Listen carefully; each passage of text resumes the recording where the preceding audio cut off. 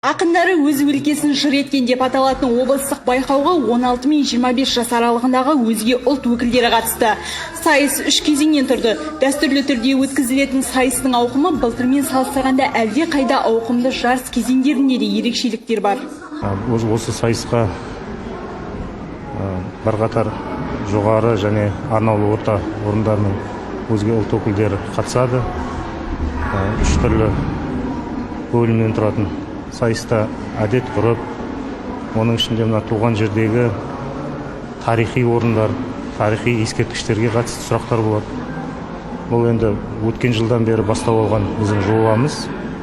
Біздер қазіргі таңда жастардың арасында танымал TikTok әлеуметтік желісі арқылы өздерін таныстыратындай шарт қылдық, өзгерттік. Одан кейін енді мына бөлімдерде де өзгеріс бар. Өткен жылы мына жергілікті жерлердегі жер су атаулары, дәстүрлі атаулар, соларға қатысты сұрақтар болған жоқ. Биыл жаңартып отырмыз. Енді жылдан жылға бұны дамытып отырмыз біздер.